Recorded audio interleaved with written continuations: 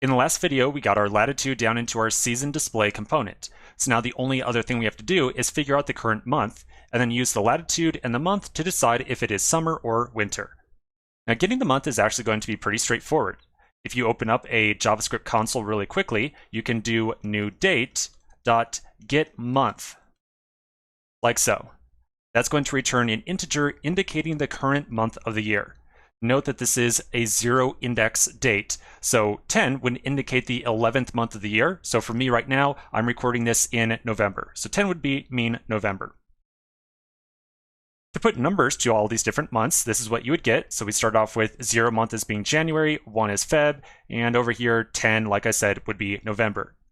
Now we're going to kind of simplify our season determination here. We're going to say that if we are between April and September, then it's going to be summer, indicated by these orange boxes for the Northern Hemisphere. But if our user is in the Southern Hemisphere and it is between January, February, March, or October, November, December, then we're going to say that it's summer for them down there. All right, so now that we have these rules in mind, let's flip back over to our editor. And we're going to put together a little bit of code to essentially determine the current season as a string. So I want to end up with a simple string that says summer or winter. I'm going to define a new function above my component season display, whose sole purpose is to determine what the season is. Now I could definitely put the code for this inside the body of season display, but personally I like to extract as much logic out of functional components as possible. So up here, I'm going to say get season. And this is going to be a function that we'll call with the current latitude and the current month. Now, before we put any logic inside there, let's make sure that we will be able to call that function from inside of the season display component. I will remove the console log, and then I will say const season will be get season. I'll pass in my latitude, which is stored on props.lat.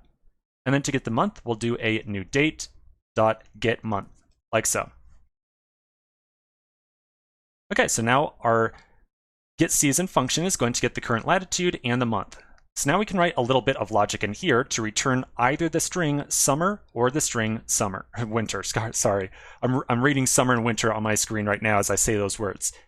Okay, so inside of here, there's a ton of different ways we could write this logic. I've got one way of writing the logic that's fairly compact and somewhat easy to read.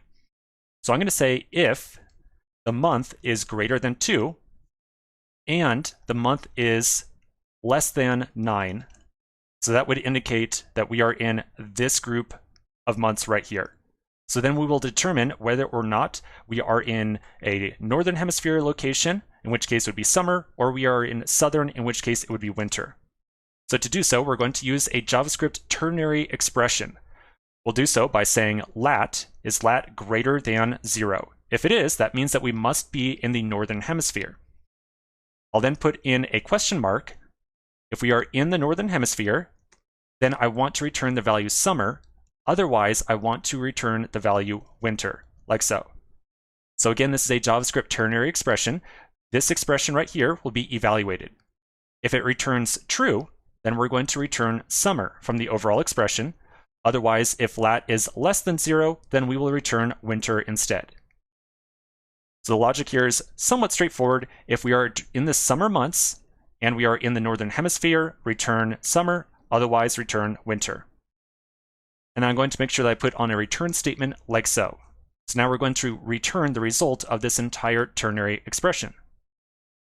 Now this right here is only going to handle the summer months. So I'm going to put in an else case, and then we'll put in basically the same ternary expression here.